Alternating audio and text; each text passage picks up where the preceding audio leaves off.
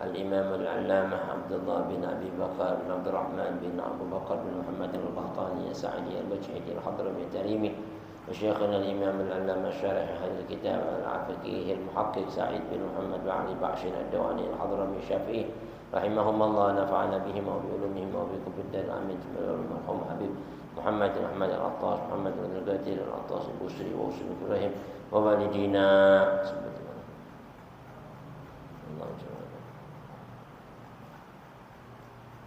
ووالديكم وأمهاتنا وأمهاتكم أمة المسلمين المسلمات المؤمنين أن الله يغفر لهم ويرحمهم ويعلي درجات الجنة وينفعنا بأسرارهم وأنوارهم وعلوم في الدين به رحمة سكن العلم والعمل يحفظنا من الزيغ والزلف والفتوح من الرسول صلاح الجسد والقلب والروح تبات الناس ويفتح علينا فتوح عارف نفكر في الدين لأحد النيات ولكل الصالحة وإلى حضرة النبي الفاتحة. بسم الله الرحمن الرحيم.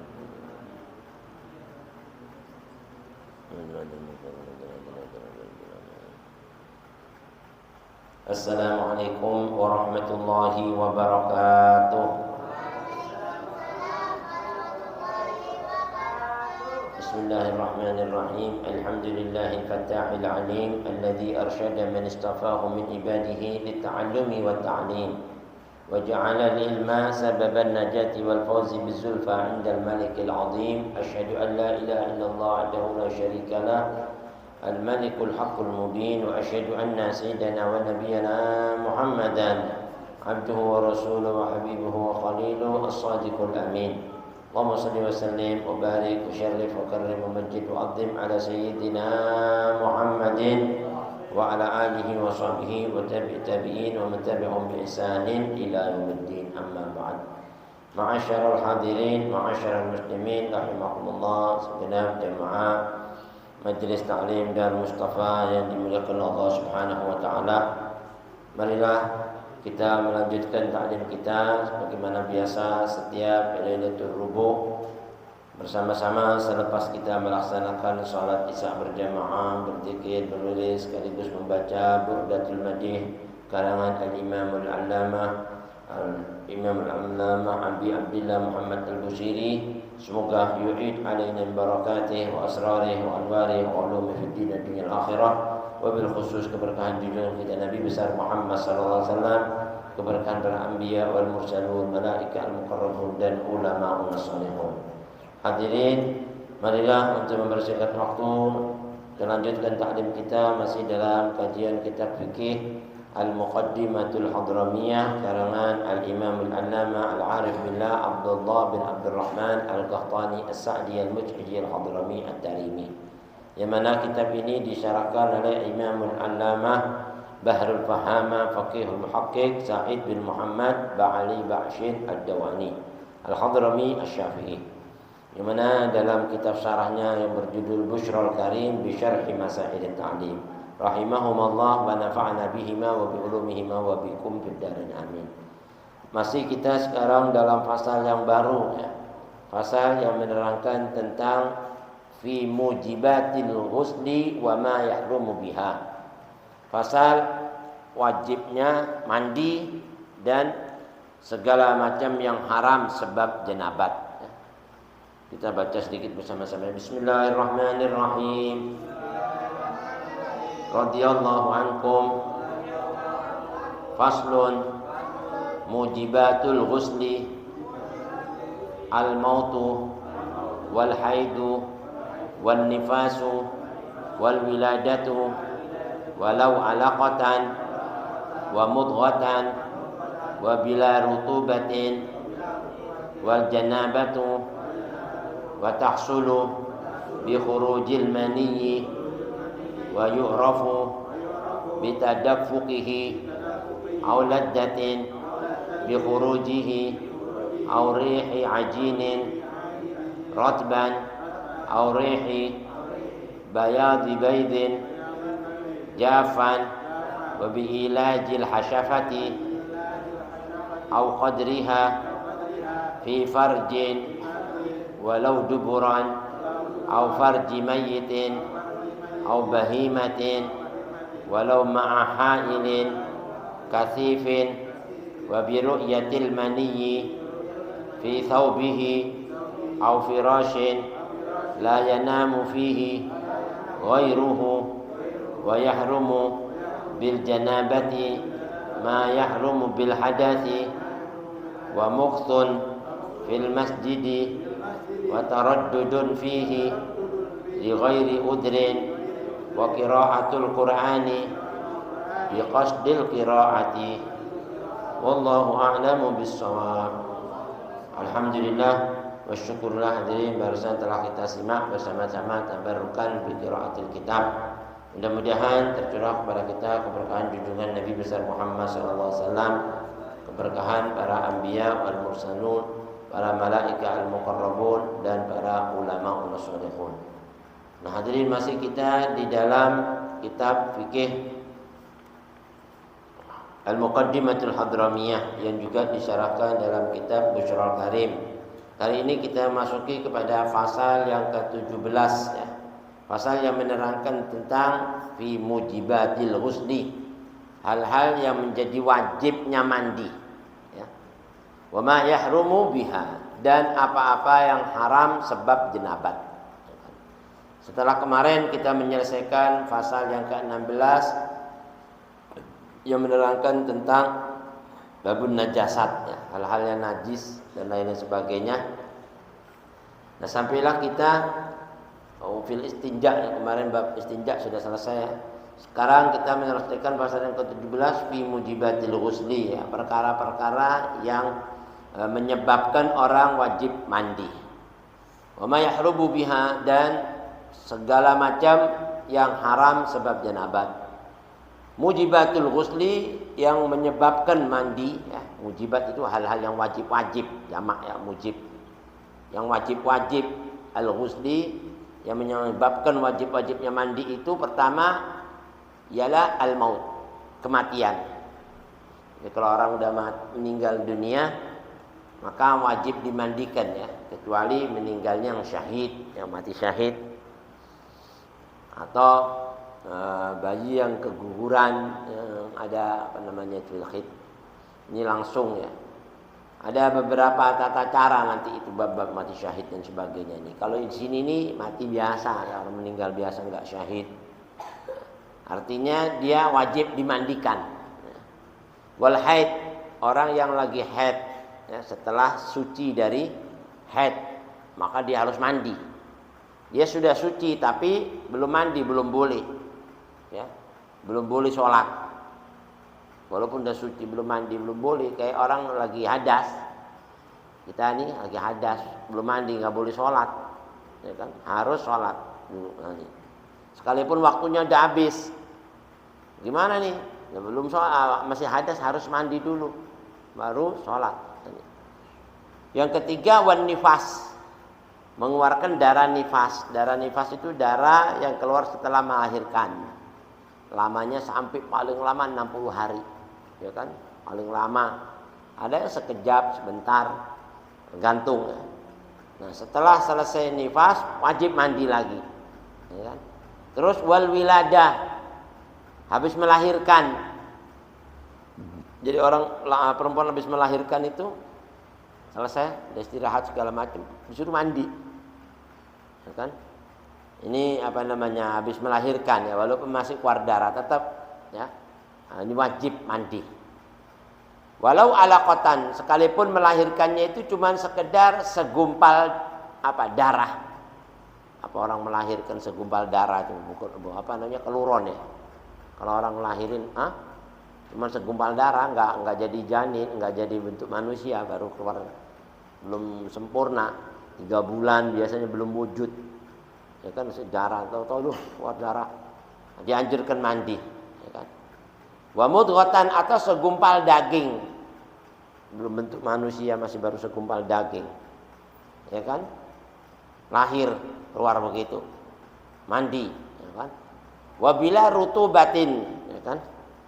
Nah, sekalipun tanpa apa, kebasah-basahan, kan ada orang mandinya itu apa, sekali nyegur di apa kolam, ngelahirin di kolam basah kan, walaupun nggak basah-basah ngelahirin wajib mandi juga ya kan. Bila rutubatin, nggak basah tuh tetap dianjurkan mandi. Dan orang yang wal janabah, ini janabat keadaan junub. Junub tahu ya? Junub ya habis jima sama istri, atau junub mimpi keluar hadas besar. Ya kan itu namanya junub janabah, harus mandi. Laki-laki atau perempuan. Biasanya janabat ini tahsulu bi khurujil mani. Ya. Itu sudah bisa dikatakan janabat kalau orang itu keluar mani. Sekalipun enggak tidur, keluar maninya, maka wajib mandi setelahnya itu. Tahsul artinya itu dikatakan sudah dikatakan berhasil, ya, kena hukum janabat. Kalau dia apa? Khurujul mani, keluar mani. Mau disengaja mau nggak sengaja, khurujul mani itu tetap mandi, ya kan? Ada kedokteran, orang ini mau diperiksa maninya. Pak, sebentar saya keluar. Wah, bagaimana Pak? Saya ngeluarin mani gimana? Apa saya harus ngeluarin? Enggak usah. Bapak jongkok aja. Bagaimana? Nggak taunya disentuh bagian yang sensitif itu, terus keluar. Subhanallah. Anu ilmu kedokteran. Apanya itu disentuh kecil, cek keluar terus. Tuh. Nah itu udah harus mandi. Harus mandi setelah, walaupun itu nggak pakai janabat, nggak pakai hubungan badan kan. Nah itu salah satunya, wajib mandi. Itu sudah dikatakan janabat kalau khurujil mani, tahsulu bi khurujil mani. Nah mani itu biasanya ada apa hadirin? Karakter-karakter khusus yang namanya mani. Ada madi, ada mani ya. Kalau madi keluar nggak wajib mandi. Tapi kalau mani wajib mandi gitu. Sekalipun mani nggak najis, madi najis, ya kan? Kayak kencing tuh, kencing kan najis, tapi keluar nggak wajib mandi kan? Cukup membersihkan aja dari najis selesai, udah bersih. Tapi kalau mani nggak cukup disiram aja, harus mandi, ya kan? Walaupun dia nggak najis harus mandi. Nah, apa karakter-karakternya mani? Mani itu yu'raf bisa diketahui. Dia sebagai mani apabila keluarnya bitadafukihi, tadafuk itu yang mengalirnya itu keluarnya itu memancar, ya kayak air tuh nanti habis tahan gitu lepas das gitu. Apa namanya? Hah? Kalau air kan ditahan gitu keluar terus nanti lepas dah muncul tas gitu. Apa namanya orang bilang itu? Hah? Kayak nembak. Itu namanya tadafuk. Itu keluarnya mani. Makanya kalau orang lagi jima kan kalau keluar kayak des. Nah, itu namanya apa namanya? Tadafuk bahasa Arab. Nah, itu wajib mandi. Itu namanya mani. Salah satunya itu tadafuk atau keluarnya juga aulad datin. Dirasakan lezat. Ya kan? Nikmat. Keluarnya mani kan nikmat kan? Lezat. Nah, ini syarat-syaratnya mani itu. Atau keluarnya bi khurujihi apa itu? Aurihi ajinin rotban. Adanya bau dari mani tadi itu terasa seperti baunya adonan roti yang basah. Kalau mau bikin donat tuh kan dari adonan dulu tuh, ya kan? Dari tepung diaduk-aduk, dibulet-buletin ya kan? Nanti yang lagi basah itu bau kayak bau mani tuh. Kayak ada bau-bau mani ya kan? Kalau kita ini ngerasain kayak bau baiklin gitu. Ya kan? Kayak bau baiklin ya. Cuma ini kalau buka baiklin ini bau kayak baunya mani. Kalau bahasa Arab di Arab Saudi itu ada namanya mayangnya pohon kurma.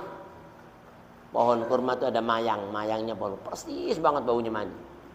Subhanallah dia Saudi itu. Jadi orang mencontohkan seperti bau mayangnya pohon kurma. Apa namanya itu? Ya kalau itu yang ngelihat bau mayang dibuka, contek bau persis mani. Atau seperti ini dibilang rihi ajinin rotban. Ajin rotban itu adonan roti yang basah, yang belum roti yang udah kering, yang basah masih diadon itu. Jadi bau kadang-kadang baunya kayak gitu. Atau juga ciri-ciri khasnya mani itu rihi bayadi baidin jafan. Seperti baunya putih telur yang kering. Putih telur itu kalau lagi kering ini bau kayak baunya mani juga. Putihnya telur ya. Bukan kuning telur, putihnya. Putihnya kuning telur nanti kalau sudah pegang tangan ini agak kering itu bau. kayak baunya mani. Ini contoh-contoh. Kenapa hadirin? Di sini ini diterangkan sampai seperti ini karena dulu di zaman sahabat itu pernah terjadi seorang dari salah satu suku di desa kayak sekarang ini ya, apa namanya orang bilang Bani Salama apa. Itu sukunya itu ada seorang yang madda'an gitu. Kalau orang madda'an itu kalau bahasa Arabnya itu sering keluar seperti cairan di kehormatannya, dikit-dikit keluar gitu. Ya kan? Nah, saat itu satu suku ini datang ke Madinah untuk bertanya-tanya tentang apa? Agama Islam. Nah, kepala sukunya ini madda'an, suka keluar itu. Kayak keluar cairan gitu di kehormatannya. Dikit-dikit keluar. Bahkan sekali itu bisa sampai 20 sehari itu 20 kali kan keluarnya. Sering keluar begitu. Bahkan bisa lebih dari 20 kali. Akhirnya tanya. Dalam agama ini enggak ada yang bisa jawab. Akhirnya coba kita tanya sama orang-orang Islam. Katanya itu ada agama yang dibawa seorang yang mengataskan namakan Nabi Muhammad. Nah, kalau memang dalam agama ini ada keringanan buat kepala suku kita ini dengan hukumnya untuk membersihkan dirinya, ya kan? Maka kita semua satu suku akan masuk Islam. Dia bilang gitu. Tapi kalau enggak, kita akan perang sama agama itu. Bayangin, dia enggak enak kepala suku kali, bayangin. Akhirnya datang kepala suku itu. Datang waktu itu bertemu dengan sahabat-sahabat ya tahu hukum tapi tidak sedalam ilmunya Abdullah bin Abbas yang disebut dengan habrul ummah, cendekiawannya umat. Dari kecil udah doain nama Nabi bayinya, Allahumma faqihhu fid din wa 'allimhu ta'wil. Pegang pusarnya sama Nabi. Ibunya datang bawa bayinya. Didoain, ya Allah jadikan anak ini anak yang kelak nanti besarnya akan menjadi seorang yang pandai dalam agama, faqih ya. Kayak sekarang al-faqih al-muqaddam kayak zamannya faqih. Dan wa'allimhu ta'wil, orang yang betul-betul alim, ya Allah ajarkan ilmu yang dia bisa memaparkan ayat-ayatmu dengan rinciannya yang detail, jelas melalui tafsir-tafsir dan lain sebagainya. Benar, usia 7 tahun Abdullah bin Abbas itu sudah bisa mengalahkan tentang hukum-hukum agama sahabat-sahabat yang usianya 70-80 tahun. Bayangin. Sampai Sayyidina Umar aja kagum. Kalau antara sahabat-sahabat nggak ada yang bisa memecahkan permasalahan agama, manggil anak ini kecil datang. Sampai teman-temannya Sayyidina Umar yang umur 70. Ya Umar, kamu kalau bawa anak kecil kayak gini, anak lebih punya juga cucu-cucu anak kayak dia. Kata dia. Yang lebih gede dari bukan masalah itunya.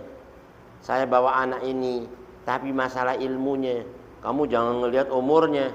Ah, masa sih? Ya udah, coba ente tanya apa yang ente nggak tahu. Yang kemarin kita pecahkan masalah hukum. Inna idza ja'a nasrullahi wal fathu, tafsirnya itu nggak ada yang paham. Ada bilang, ya itu kalau idza ja'a nasrullah berarti Islam menang. Ternyata pemahamannya mereka sama pemahamannya Abdul Abbas beda. Itu ayat menunjukkan kalau agama Islam ini enggak lama akan ditinggalkan baginda Nabi besar Muhammad. Bisa tahu, masa sih ya? Yang mana disebut idza tamma syai'u bada'a nafsuh. Sesuatu itu kalau sudah menang, sudah sempurna, berarti akan nampak kekurangannya. Hah, masa sih? Benar, enggak lama setelah itu 3 bulan atau 6 bulan Nabi wafat. Tafsirnya biasa tahu kayak begitu dahsyat. Nah, pernah sekali satu suku ini datang rombongan ratusan orang. Nanya, saat itu belum ada Abdullah bin Abbas. Ada sahabat-sahabat lain, ada Salman Farisi. Nanya, ada Pak, ini dari satu kafilah datang kemari mau nanya-nanya agama. Siapa yang bisa jawabnya? Ana ada pertanyaan nih. Yang ini kita pecahkan di agama Yahudi, Nasrani, semuanya nggak ada yang enak jawabannya. Ya kan? Semuanya bikin ribet sama kita deh. Makanya saya nggak cocok masuk agama itu. Kalau Islam ini bisa jawab, saya dan semua anak buah anak ini datang ke sini bakal masuk Islam, dari satu kampung anak masuk Islam. Wah, itu kan luar biasa ya. Kabar gembira banget orang yang bisa masukin Islam segitu. Akhirnya nanya sahabat, kenapa? Ada apa? Ayo. Sahabat-sahabat tua-tua datangin. Ini loh, di kepala kita ini ada orang yang setiap hari keluar sperma. Hah? Bagaimana hukumnya itu? Ya wajib mandi lah. Wajib mandi. Tapi ini bukan seperti orang normal, seperti biasa. Orang itu keluar sperma mungkin sehari sekali, ya kan 2 kali paling. Ini 1 hari 32. Wah, gila. Dia bilang, emang bisa kayak gitu? Iya. Mana orang ini? Benar kamu keluar sperma? Iya. Gimana hukumnya? Apa saya harus mandi? Iya, mandi. Sekali keluar 10 kali, mandi 10 kali. Lah kalau 33, masa 1 hari 30 kali mandi saya? Wah ini nyusahin nih selama ini. Dia bilang, apalagi di Saudi kan air nggak banyak kayak di Indonesia kan. Kalau 1 hari mandi 30 kali gimana coba? Habis buat dia sendiri. Waduh nggak bisa nih kalau kayak gini mah. Mendingan kita keluar dari Islam nih. Waduh semuanya ribut orang-orang kayak gitu. Wah sudah mau pulang nggak jadi. Nggak enak nih jawabannya. Nyusahin orang. Ntar dulu. Katanya sebentar. Di antara kita ini ya sahabat memang pernah Nabi ceritakan kalau keluar sperma mandi. Tapi kalau perkara yang model begini ini kita belum nemu nih jawabannya. Kita mesti tanya orang yang paling pintar yang ngerti agama, nggak sembarangan. Ya kan? Jawab asal-asal jawab mandi. Ya kan? Nah, terus buktinya ini, ya coba tanya sahabat yang ini. Benar nggak? Sebentar dulu. Iya sih emang benar, tapi kalau kayak gini gimana ya? Masa sampai bingung juga sahabat yang lain. Gimana nih? Yang jelas mandi lah. Mau 30, 100 kali juga. Waduh, ribet nih. 100 kali mandi. Akhir mau nggak mau. Sebentar, Pak. Bapak jangan pulang dulu. Kalau sahabat saya ini yang disebut sama Nabi dulu. Semasa hidupnya. Orang yang ahli agama nggak bisa jawab. Bapak boleh keluar nggak masuk Islam nggak apa-apa udah. Siapa itu?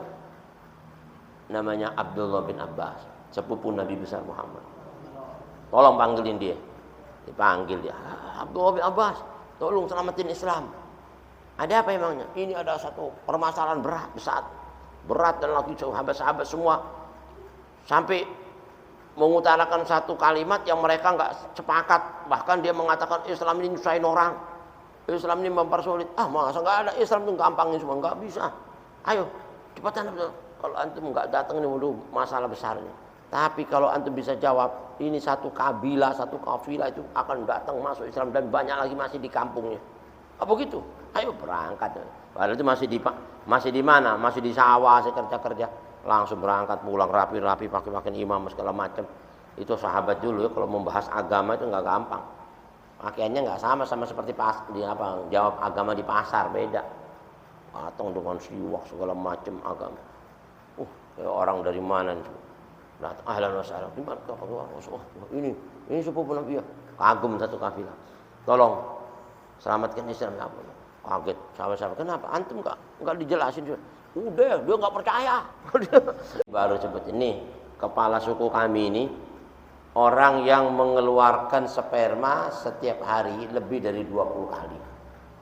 Lalu apakah dalam Islam ini kita setiap keluar sperma itu wajib mandi seperti dikatakan sahabat-sahabat yang lain? Nah, ya. Terus seperti kepala saya ini 30 kali loh kadang-kadang sehari. Jadi mandi harus 30 kali. Sebentar. Enggak gampang kalau orang pintar ya. Enggak jawab langsung, sebentar. Yang kau katakan sperma atau apa? Ini, tuh ngomong sendiri deh. Ngomong sendiri, enggak paham lu keluar apaan ngomong aja sama dia. Nah, ditanya bang sini. Apa yang kau rasakan? Saya ini keluar cairan. Cairan apa itu? Enggak tahu deh, pokoknya cairan. Maksudnya? Ya, begitulah keluar. Nah, sekarang saya mau tanya. Dalam cairan, dalam Islam itu ada 3 macam. Wah, pintar ya. Ada yang namanya madi, ada namanya mani, ada yang namanya wadi. Ya kan? Di antara 3 ini cairan, yang 2 najis, yang 1 enggak najis. Nah 2 ini enggak wajib mandi, yang 1 wajib mandi. Kalau kau yang katakan mani, wajib mandi. Nah terus apa yang membedakan antara wadi sama yang namanya mani? Nah yang wajib mandi saya mau katakan sama kamu. Kalau yang namanya mani itu 1 yu'raf bitadaffuqihi, ini disebutin. Keluarnya itu dapat diketahui waktu keluarnya itu memancar. Jadi kayak apa namanya itu kayak tembakannya. Apa ya? Yang keluar itu begitu dipancing, tes gitu. Keluar apa namanya itu? Nah, ya udahlah itu pokoknya paham ya. Keluarnya itu tadafuk ya. Menghendak menggertak kayak gitu, tes gitu. Keluarnya itu. Nah, itu namanya tadafuk ya. Satu, kau rasakan seperti itu? Kagak. Nah, berarti itu bukan mani ya kan? Kalau bukan begitu, ada lagi yang keluarnya mani tanda selainnya apa? Dirasakan lezat. Kau rasakan keluarnya enak gak? Nikmat gak? Seperti kalau kau jima sama istri dan nikmat? Enggak. Oh ya berarti bukan. Yang ketiga, ada gak bau? Bau waktu keluarnya itu seperti mayang kurma yang tadi. Sana kan kurma yang dia. Baunya begini. Enggak bau begini. Nah sudah. Kalau begitu itu namanya madi. Ya. Madi itu keluar bukan karena sesuatu apa-apa, ya kan, artinya kalau tiba-tiba nanti habis apa namanya sebelum adanya rasa-rasa itu keluar, atau habis ente kerja keras, capek, itu wadi namanya, ya kan. Nah kalau kayak gini ente nggak wajib mandi, cukup ente bersihkan dengan air, persis, udah. Sholat kalau kita ini misalnya udah sholat udah, seperti keluarnya air seni, mau kencing berapa kali kan mesti disapu kan, disiram air kan, nah seperti wah ini enak nih jawabannya nih. Sahabat gak paham. Dia bilang, ya Abdullah bin Abbas, kalau gak gara-gara ente, Islam ini binasa. Laulaka ya Abbas, lahalakal Islam. Kalau gak gara-gara kamu, Islam ini sudah dikatain Islam. Tapi di sini benar, makanya ngaji itu harus dalam. Bab fikih apalagi nih, gak boleh asal jawab. Wah itu mau mandi itu, udah keluar begitu mandi mulu loh. Oh bisa, kalau mandi terus kayak gini gimana 30 kali mandi, ya kan? Nah di situ bedanya mandi sama mani. Nah ini pertama tadi dikenalnya itu dengan apa mengalir keluarnya itu memancar, ya. Apa namanya? Ya bisa memancar. Auladatin atau dirasakan lezat bi khurujihi. Atau keluarnya mengandung seperti aroma bau rihi ajinin rotban. Adonan roti yang basah. Atau seperti bau rihi bayadi baidin jafan, seperti putih telur yang kering ya. Itu baunya seperti itu. Wa bi ilajil hasyafah, dan wajibnya mandi lagi selain itu semuanya apabila seseorang memasukkan batang dakarnya. Memasukkan batang dakarnya atau enggak semuanya nih, mau ini batang dakar, enggak semua masuk ya. Separuhnya nih. Nih. Separuhnya masuk di mana? Ya, au qadriha separuhnya ya, sekedarnya masuk fi farjin ya, di kemaluan wanita. Masuk separuh aja. Itu orang bilang iltiqaul khitanain ya. Bertemunya dua khitanan, bertemu khitanan zakar sama khitanan farjun perempuan. Nah, itu wajib mandi udah. Sekalipun enggak keluar. Ya kalau ketemu itu udah wajib mandi. Atau duburan, walau duburan ya kan, atau masuk pada dubur. Ini orang yang nggak beres ya, jima lewat dubur umpama, itu masuk begitu sudah wajib mandi ya kan.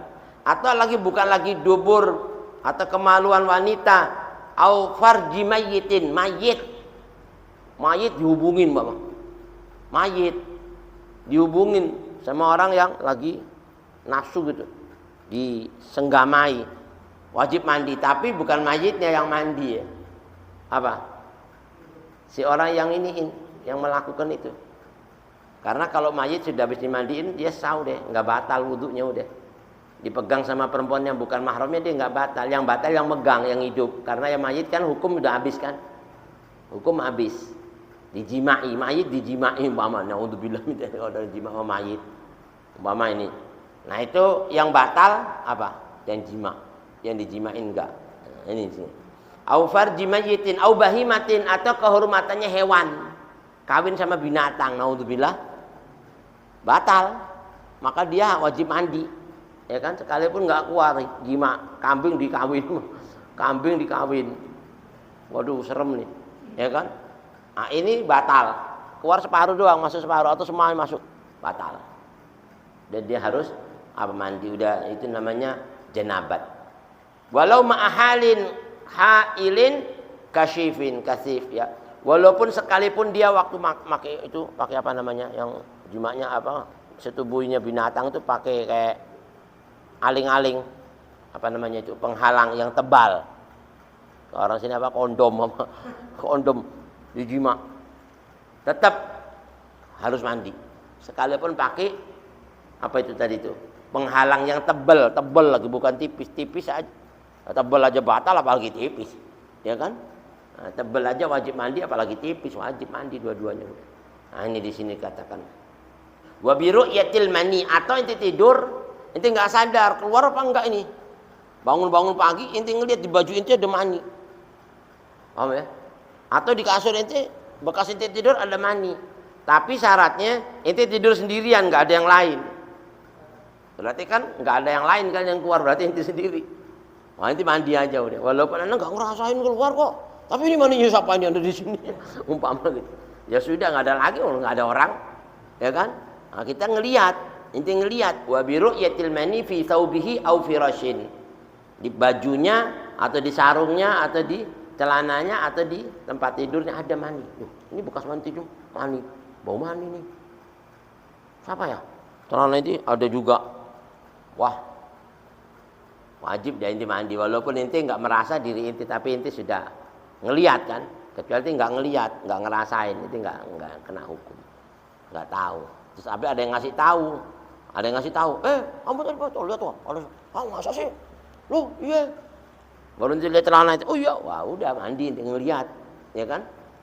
Nah kayak gitu itu ngelihat begitu harus mandi. Fi thawbihi aw firasin la yanamu fihi ghairu, di mana waktu dia tidur di situ enggak ada orang lain, berarti kan dia sendiri. Kalau ada orang lain bisa juga kamu tuduh-tuduhan dua-duanya mandi udah daripada ribet. Kamu nih yang kamu, enggak bisa anak enggak. Wah, daripada salah-salahan, udah dua-duanya aja mandi daripada ya kan gitu. Wa yahrumu bil janabah, dan yang diharamkan ya, perkara-perkara yang diharamkan sebab seorang jenabat, artinya seorang berhadas besar. Apa itu? Ma yahrumu bil hadas, segala macam juga yang diharamkan sebab orang berhadas. Nah, sedikit nanti ada perbedaan haramnya hadas besar sama hadas kecil. Ya, tapi ada sesuatu yang kesamaan haramnya. Seperti orang hadas kecil sama hadas besar nggak boleh sholat, sama kan? Sama kan? Nggak boleh pegang Quran, sama nggak? Sama. Tapi kalau seperti hadas besar nggak boleh masuk masjid, tapi hadas kecil masih boleh. Paham ya? Ya orang kan nggak hadas besar, hadas kecil kan masuk masjid boleh kan? Tapi kalau hadas besar nggak boleh masuk masjid, duduk di masjid, ngobrol-ngobrol, ngopi-ngopi lagi. Ya kan di masjid udah hadas besar, duduk-duduk nggak boleh. Ya kan? Karena di masjid, ya kan? Nah, kecuali kalau cuma sekedar udzur ente mau mengambil sesuatu langsung jalan, nggak lama-lama udzur, ya.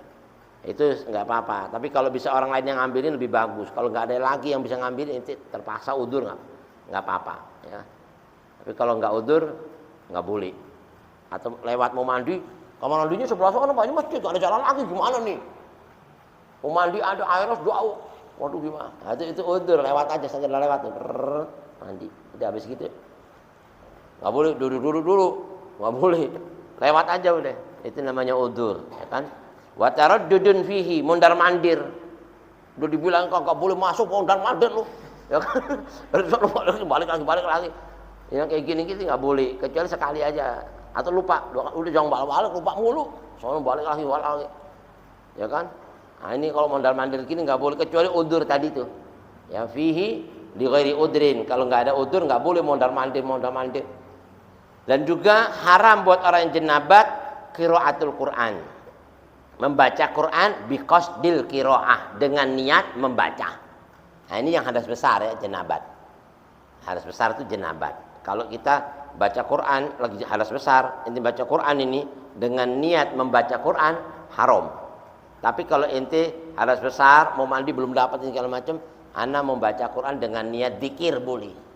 Niat dzikir tapi itu yang udah biasa ya, yang biasa-biasa seperti baca ayatul kursi mau naik kendaraan, ya kan? Mau tidur, ya kan? Nah, itu niatnya apa? Niat berzikir. Ayatul kursi kan Al-Qur'an, Fatihah kan Quran, jangan bilang niat baca Quran, enggak boleh, haram. Paham ya?